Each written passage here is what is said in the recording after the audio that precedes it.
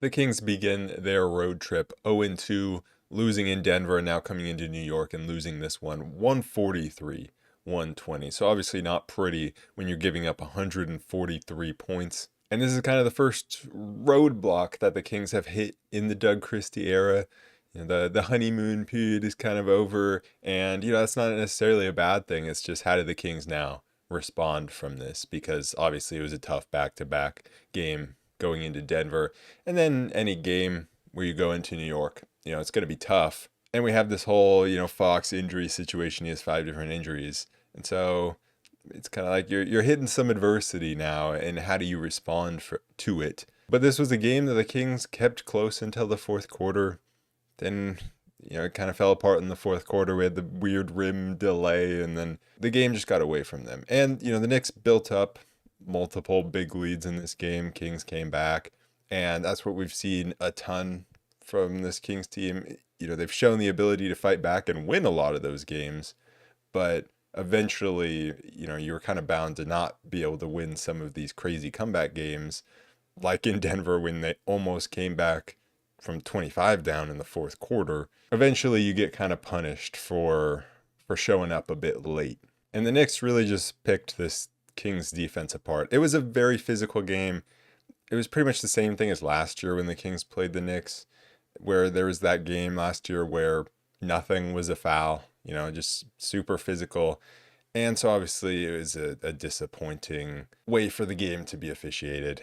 I remember last year being like, I love physicality, but there comes a point where it becomes dangerous. And maybe it never got dangerous in this game, but it's still, the officiating was awful from this game, but that's not really why the Kings lost. But I will say early on it was frustrating because there was just so much contact at the rim. And lately the Kings have been struggling to finish, and there were definitely some finishes that weren't because of the contact, like Malik Monk missed a layup, Fox missed a layup. But with all of these misses inside, whether I thought it was a foul or some of the ones that weren't fouls, that led to the Knicks just running the other way. And so the Knicks just absolutely picked apart the Kings' transition defense. And that's not something that is usually a problem for the Kings, but in this game it absolutely was. And the Kings kind of just won or lost the hustle categories, the rebounding, the second chance points, the fast break points, lost all of those categories pretty badly. And I just thought that the transition defense was poor, mainly because of just communication.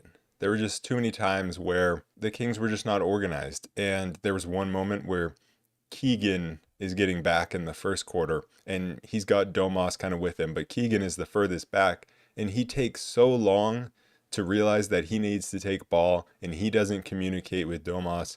And so Sabonis is kind of in no man's land until he knows what Keegan's doing behind him, and Keegan takes ball late. And I did, and this is something that I've actually talked about before with Keegan, is it doesn't feel like he communicates a lot, and he doesn't really take the initiative in these transition defense scenarios. He's good by himself defensively, but I think he needs to communicate more in these instances. And I mean, to be fair to him, a few plays later, he took a charge in transition. So it's not about him being a bad defender. It's about the communication. I also think there were just times where like DeMar got beat down the floor and the Kings just not being able to pick up ball. But the Knicks kind of played how the Kings want to play and just constantly pushing the basketball, generating these corner threes.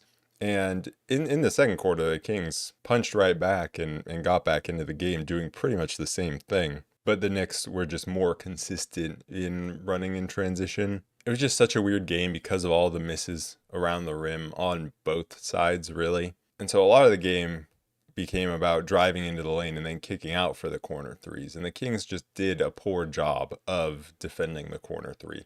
They went to zone quite a lot throughout this game, but only a little bit in the first quarter.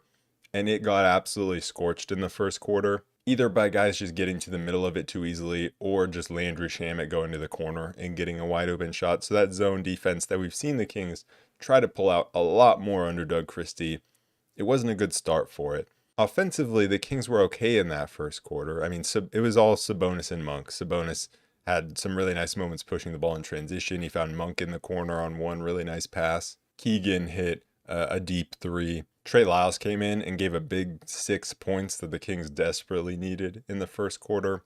But you had struggles from Fox, struggles from DeMar, just struggles by everyone finishing around the rim. Then Sabonis picked up 2 fouls, and it was just insane. That second foul, just such a weak foul considering all the contact that was allowed. And Sabonis just moving his feet on the perimeter and Brunson hooking him and Sabonis getting called for the foul. I mean, it was 4 team fouls to 0 on the Kings pretty early in that first quarter, which, again, the officiating was just horrible. But once Sabonis went out of the game, and the Kings did try to go zone quite a bit, and the Knicks just attacked the middle of that zone. And they went right at Lyles, and they were giving up these one-on-ones, really. Trey Lyles against whoever the Knicks had going at the rim, and a lot of times it was Josh Hart throughout this game going at the rim, and he was really good breaking that zone, getting to the middle, and finishing. And so that's one place where the Kings' lack of size was really exploited. And the Kings were down 13 in that first quarter, allowed 38 points. And that was despite Keegan, I think, playing really good defense on Jalen Brunson. And also he contested Cat on one attempt inside, made him miss. He did that a few times throughout this game. Keon came in and played some good defense on Jalen Brunson. They didn't really let Cat get going too much. And despite that, they still allowed a big offensive quarter. And it was OG Anunoby. It was Mikal Bridges hitting corner threes throughout this game, going 5 for 7. Josh Hart, like I said, attacking the rim. And to start the second, it really was just more of the same. There was one moment where Keegan and Devin both get back in transition, get a big stop, mostly down to Keegan's defense, and then just nobody else was there. And the Knicks are running the floor and pick up the loose ball and get the layup. And Fox missed another one at the rim. But then the Kings they picked up the defense a little. They started to just kind of chip away, or at least stay in the game. Fox made 2 big defensive plays, and he went down and hit a 3. Keegan stopped Cat at the rim again. You had Devin Carter coming in and giving some really good minutes. He drew a loose ball foul. He ran the length of the floor, got to the rim and drew a foul and knocked down the free throws. And so despite the Kings not being able to finish at the rim and Fox and DeRozan not really getting it going at that point, the Kings were just kind of hanging around. Keegan kind of felt like he was a one-man defense at a point in that second quarter. And I just feel like he's been playing so well lately, especially on the defensive end, but also contributing offensively. And we have needed that really badly. And before I get to the Kings going on a little bit of a run in that second quarter, we had a moment where OG Anunoby just trucks Devin Carter, practically tackles him off the ball, and the refs didn't call a foul. And this is something that that the Knicks get away with quite a bit. And I don't know why it's always them getting away with trucking guys like that, but it's very odd how they're able to go after loose balls and not get called for fouls. But then Malik Monk came back in the game, Domantas Sabonis came back in the game, and they just started abusing the Knicks in the pick and roll, which is exactly how I thought this game could go, because the one thing that you can really exploit with this Knicks team is going after Karl-Anthony Towns in the pick and roll, especially with Malik Monk, who isn't going to be guarded by the Knicks' best defender most of the time. And so that just kind of worked out perfectly for both Monk and Sabonis to have big-time games. And that's exactly what happened. Malik Monk just took over. I think he had 18 points in that quarter. That along with Sabonis putting up a massive stat line and being able to get to the rim. And those two just got the Kings back into the game offensively. There was a moment where it looked like it was going to be kind of wasted. The run was going to be wasted because DeMar fouled a 3-point shooter, which happened 3 times in this game for the Kings. But he fouled OG right as it felt like the Kings were getting some momentum. The Knicks got some offensive rebounds. But the Kings just kept at it, just kept going at the Knicks in that pick and roll. And Monk was knocking down mid-range shots. He was knocking down from deep. He went 4 for 8. He was finishing at the rim. He was obviously finding Sabonis inside. And the Kings, again, they tried to go zone. And at first it didn't really work. And you had OG Anunoby just lighting up DeMar. And the way we responded to DeMar getting lit up was let's put Kevin Huerter in. Not someone who can actually defend OG. Let's put Kevin Huerter in. But somehow that's actually where things turned around. And I don't really think Kevin Huerter did anything, but he's a plus 12 in this game. He was a plus 14 before garbage time. The only positive plus minus in this game is Kevin Huerter, because he came in and then the Kings went on a big run. the pace just really picked up for the Kings. You had Fox shooting down the court in transition for a layup. And then the Kings, they got even more aggressive offensively, and they tried to mix it up even more than what they had been previously with their zone. And they really tried to trap guys at half court. Then they would kind of fall back and stay in zone, but then at points they would switch to man. And that definitely messed the Knicks up a little bit. And they were missing a lot inside, and Sabonis and Keegan were both doing a good job defending the interior. We got a few misses from three, which always helps. And the Kings just picked up the pace offensively and kept running, and Malik Monk obviously being the huge catalyst of all of this. I will say there were a few times where the Knicks were able to kind of outnumber the Kings in the paint, which is just not something that should happen. I mean, guys kind of just standing around in the zone, being in their zone, but the Knicks would have a bunch of guys cut into the paint at some points and outnumber. And we actually kind of just got bailed out a few times by some misses. And it really was just Sabonis and Keegan fighting for their lives down there. We needed some help from the guards up top, but kind of got away with it in that second quarter. Later on in this game, didn't really get away with it. But the Kings were just able to go on a massive run, cut it to, I don't know, was it 3 at one point? It was either 2 or 3. And then the Knicks had that last possession where they were inbounding the ball, and our defensive subs were like, bringing in Keon. That's great. You know, that's good. But then bringing in Lyles for Sabonis, because we don't want Sabonis to pick up another foul. And that's just where I was like, really? Like, these are our defensive subs that we're bringing in. We're bringing in Lyles at the 5 for this last second opportunity. And then Malik Monk just got bullied by Josh Hart.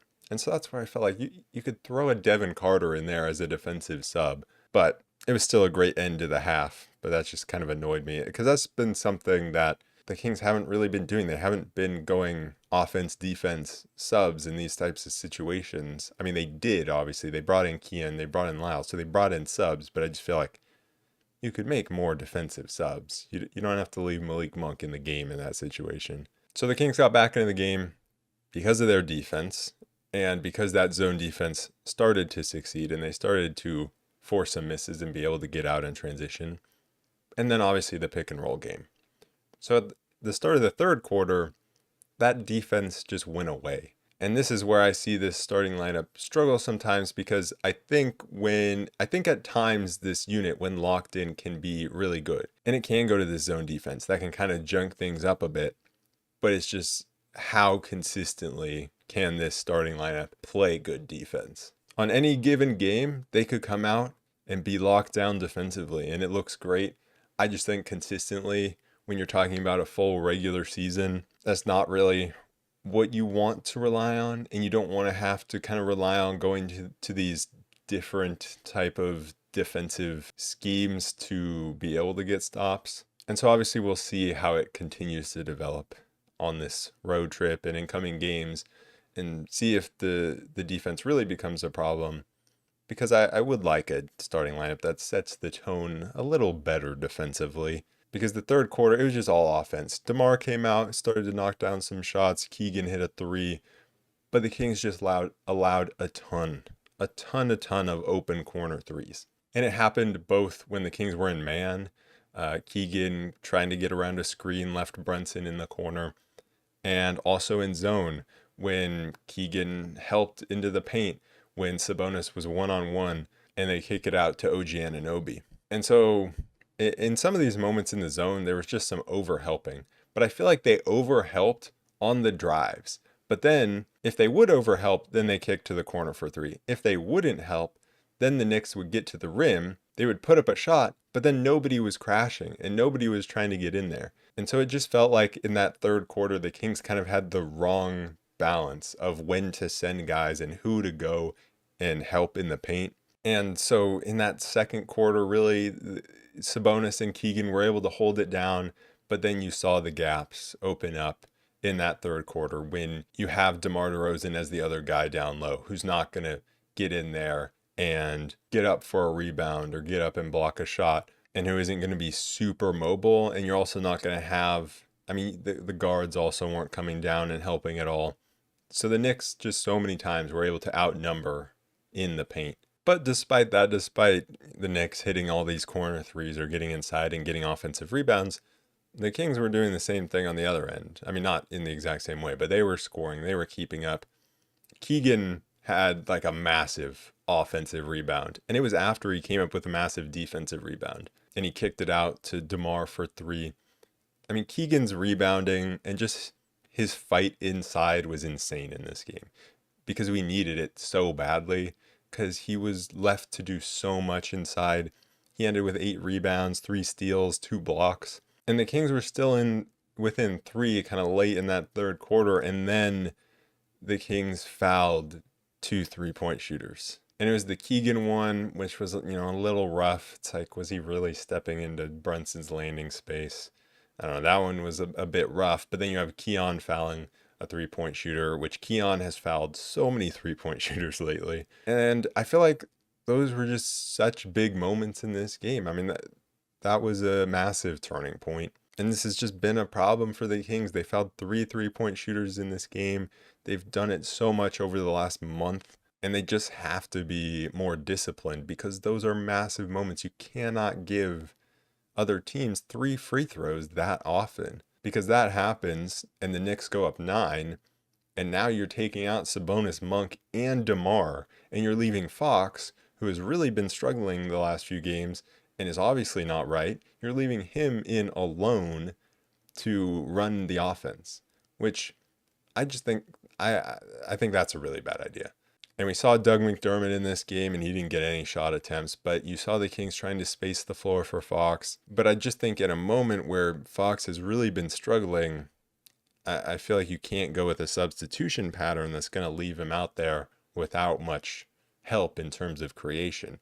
And to his credit, he knocked down 2 middies, but it just wasn't enough because the Kings weren't getting it done defensively because to space out the floor for Fox, you're sacrificing so much defensively by having Trey Lyles as your 5, by having Doug McDermott in the game. You have Keon and Keegan in the game as well.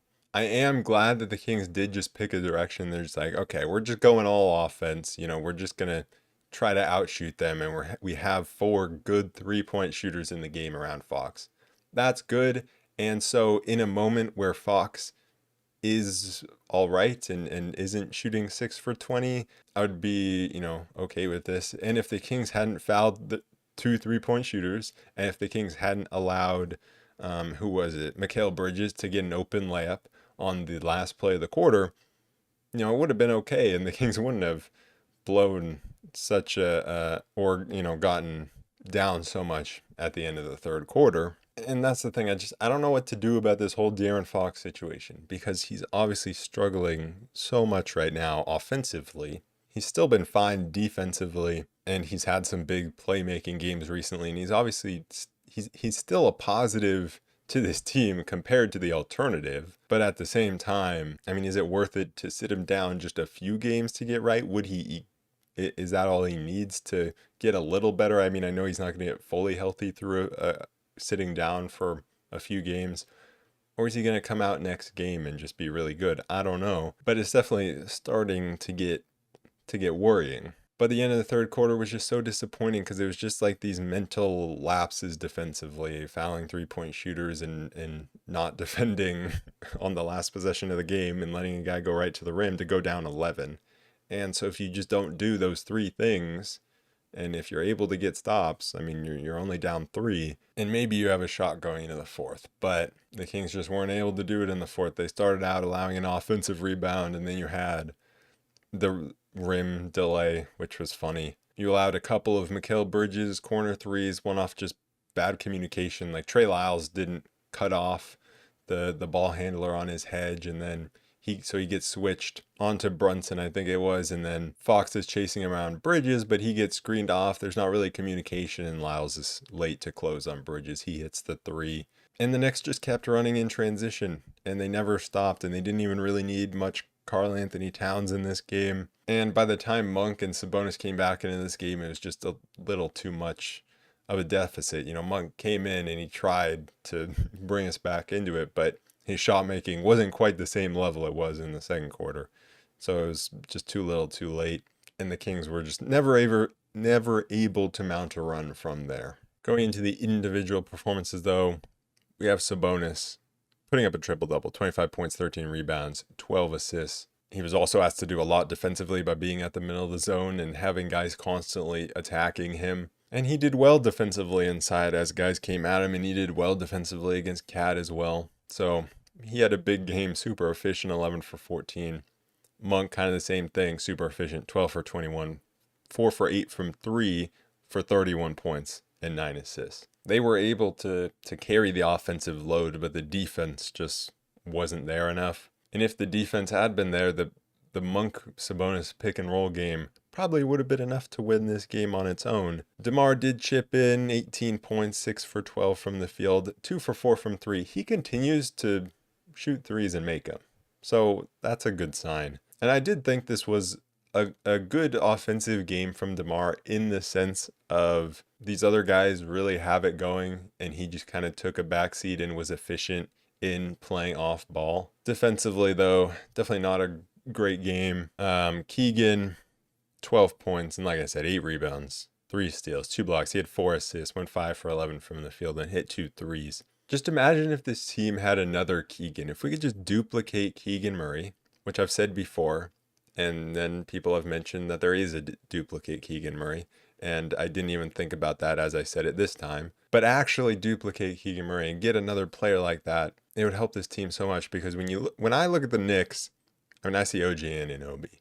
That's a similar player, right? And does all the defensive things while coming out and hitting threes. Obviously a great player. I see Josh Hart, who's another similar player, who comes out and puts up a triple-double and 18 rebounds and just does a little bit of everything.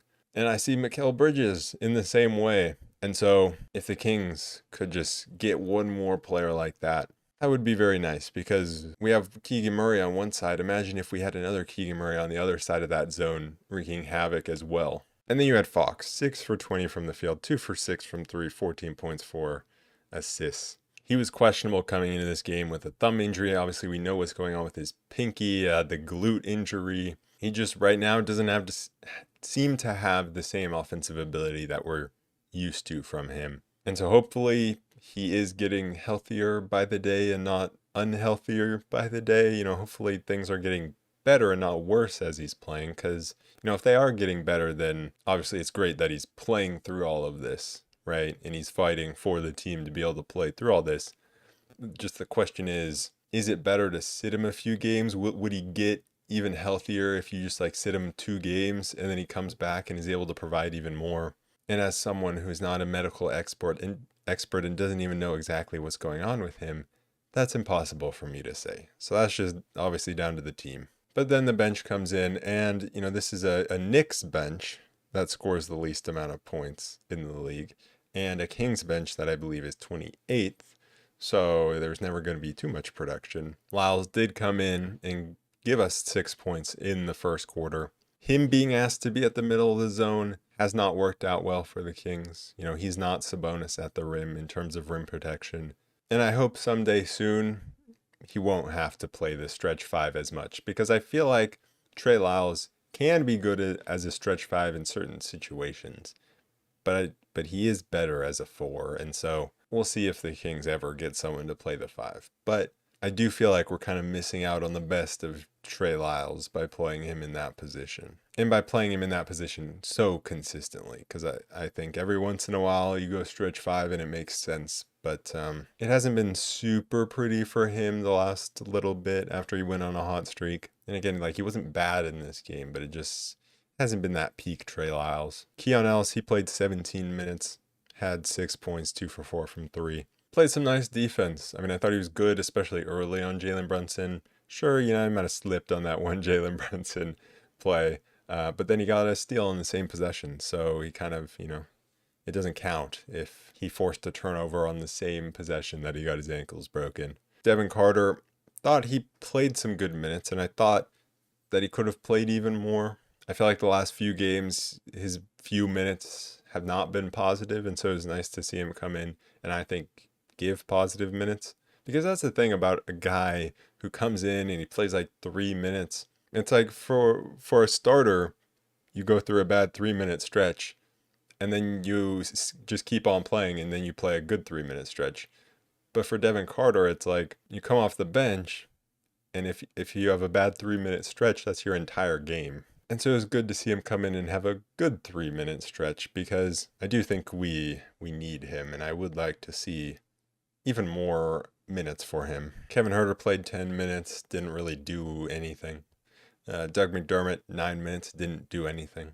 And then we just have the garbage time guys. So a disappointing loss, and especially a bad taste in my mouth when you allow 143 points, and also the officiating not being great. But you just have to move on, because you're coming up on 2 very winnable games on this road trip. Those were definitely 2 of the tougher games on the road trip. So now you go to Brooklyn and you go to Philly. And those are, especially the Brooklyn game, we already lost to them this season.